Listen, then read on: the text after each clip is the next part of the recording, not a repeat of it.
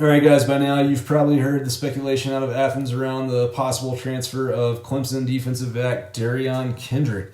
I think if this happens, it is an immediate ceiling raiser for UGA in 2021. In Kendrick, you have a 6 foot, 190 pound, very skilled, technically sound cover corner guy who was, 5 star coming out of high school, former number 1 player in the state of South Carolina, but more importantly, a 2 year starter at Clemson who was first team All ACC last season.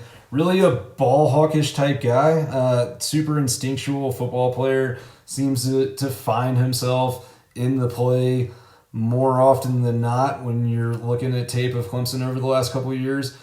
Here against Ohio State, you're going to see him abandon his assignment there in the flat and head up field to cover the wheel route, just reading Justin Fields' eyes and making a play on the football.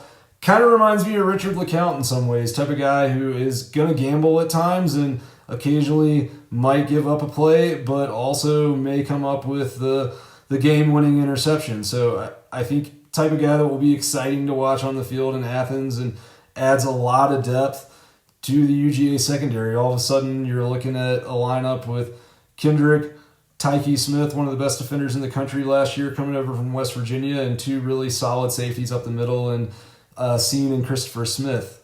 There's been a lot of hot takes in the media about Kendrick being a character issue or something like that. Came out this week that his dismissal with Clemson had a lot to do with him taking care of a sick child in the hospital. So don't see that as a character issue.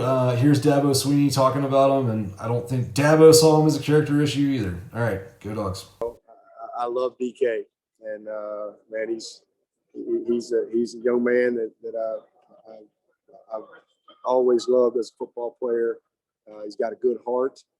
He's got a really good heart, and he's never been a disrespectful young man or anything like that. Just sometimes, sometimes there just needs to be a change.